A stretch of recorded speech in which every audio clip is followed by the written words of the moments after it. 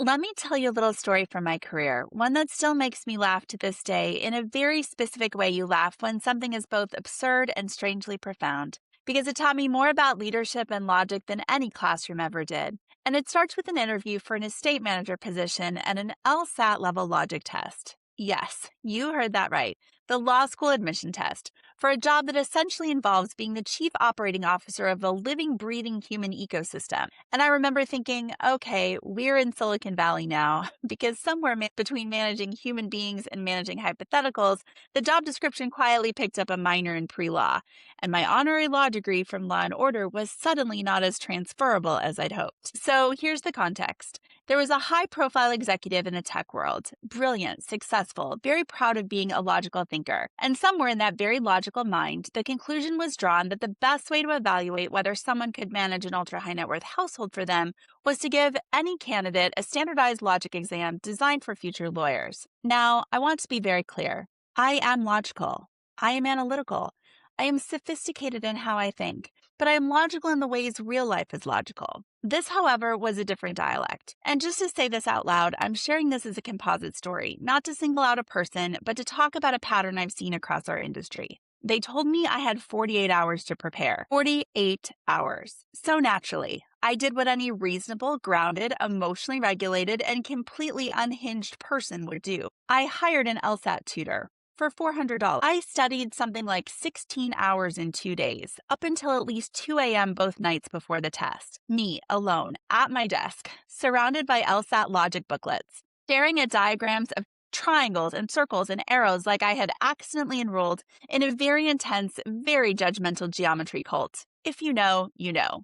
I studied like it was finals week for a degree I didn't even apply for. Flashcards, practice problems, logic grids, mapping out hypothetical scenarios like I was planning a small, well-funded military operation. At some point, I just start laughing because the irony of this is so thick you could spread it on toast. I'm preparing to be responsible for staff livelihoods, privacy, safety, and the emotional stability of an entire ecosystem, and my qualifying metric is whether I can correctly answer something like, if the train leaves Boston at 7 a.m. on track Y and a plane touches down in Denver at 10:30, what time does the purple triangle arrive at the station? So I get to their corporate offices, and I'll admit, it was exciting. Like buildings, beautiful design, that very specific tech world energy where everything feels like the future and a startup pitch at the same time. I even stopped in the gift shop because I'm hopeful. I picked up some swag, a small symbolic souvenir of the life I might be stepping into.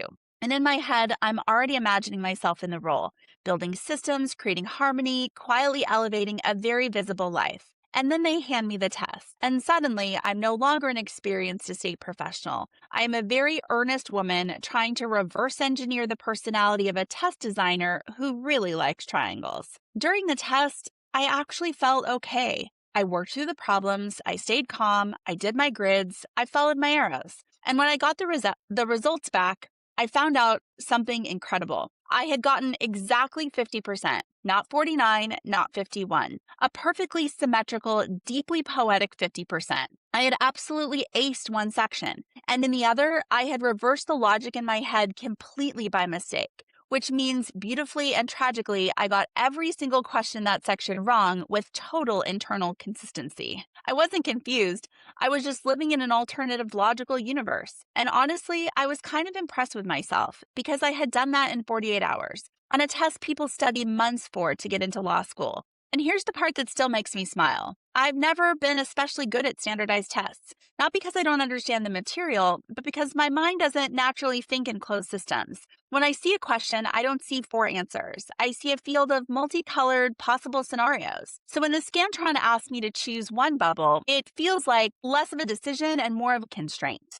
Now, years later, PhD in hand, I look back at that moment and I see it differently. What that executive was really testing for whether or not I could run a household, he was testing whether I could speak a very specific language of intelligence, a formal, abstract logic dialect that lives inside symbols, constraints, and closed systems. And here's the part I wish I had language for back then.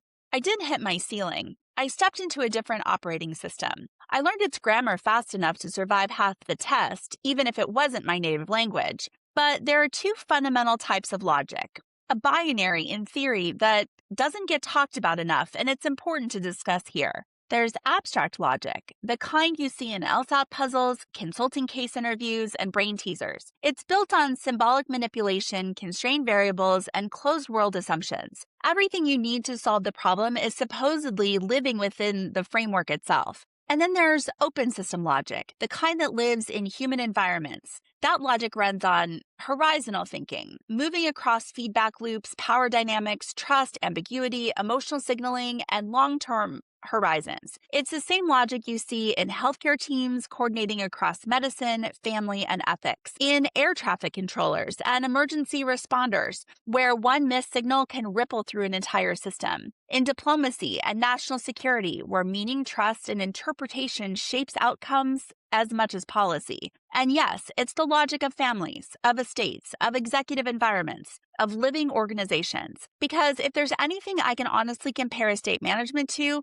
it's like being an air traffic controller for a human system. And here's the irony. If I had been given the opportunity to sit across from this executive and meet them in person for the first time, to read the room, feel the tempo of the conversation, notice what they emphasized, what they skipped, what made them lean forward or pull back, I would have learned their operating system very quickly. That's not softer logic. That's what I call multi-lane metacognition, the ability to monitor formal systems, rules, schedules, models, and structure while simultaneously reading human systems, emotion, power, trust, and meaning in real time.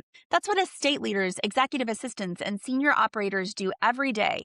They don't translate because they can't do formal logic. They translate because they're running multiple metacognition system lanes at once, the systems and the human aspects in parallel. And honestly, that's harder. And it never fits easily on a Scantron form. This is what organizational theorists, especially Carl Weck, called sense-making. The idea that people don't just respond to what happens, they actively construct what's happening in real time by pulling cues from their environment, from past experiences, from role, power, identity. Meaning doesn't arrive fully formed. It gets assembled moment by moment through conversations, interpretation, and social context. It does make you wonder how many exceptional candidates get filtered out, not because they lack intelligence, but because they're being evaluated inside the wrong constraint set, particularly when the people building the filters are modeling their roles after systems they themselves have lived in, rather than the system the role is actually meant to serve. Because sometimes, without realizing it, we don't hire for what the system actually needs.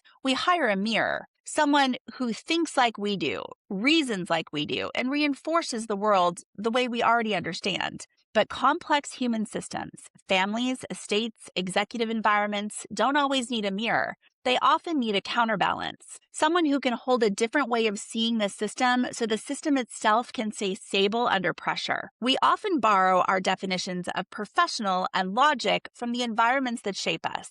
Without realizing it, we then reproduce those same models within our organizational environments, even in spaces where they no longer fully fit. In other words, this is how we hire smart people here, so this must be how we hire smart people everywhere. The drawback is that this mindset can produce organizations with insular thinking and closed-loop systems, structures that lack built-in mechanisms for growth and change management, and tend to remain homogeneous in their thinking patterns. Ultimately, this isn't about who was more logical. It's about how we come to know a system. Some minds stabilize complexity by narrowing the frame. Others navigate it by widening the lens and staying open to what the system is becoming. Strong organizations learn to value both. So here's the part that makes me smile now. I didn't fail the test because I'm not logical.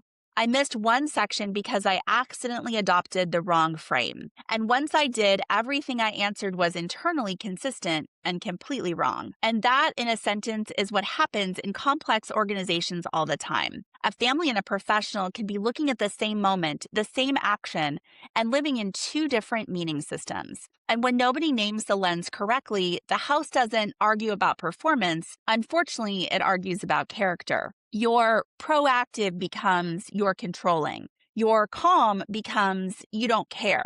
But when the lens is named correctly, something entirely different can happen. An employer can say, you handled that exactly as I would have. Thank you. And then the estate professional or leader can say, I see what you were protecting there. And then they can say, that makes sense to me now. Same behavior, different meaning, different story. So, if there's a takeaway, it's this: the most valuable skills in organizations are better designed for open system thinking. It's not winning a logic puzzle, it's building a shared frame of reference early before the organization starts solving the wrong problem with total confidence. Because in this work, the goal isn't to be right, the goal is to be aligned. And in that alignment, that's where trust lives. Thank you for spending this moment with me. This is the work behind the work, the human layer that makes leadership, service, and stewardship possible. And wherever you are and whatever you're navigating today, I hope all your planes land safely.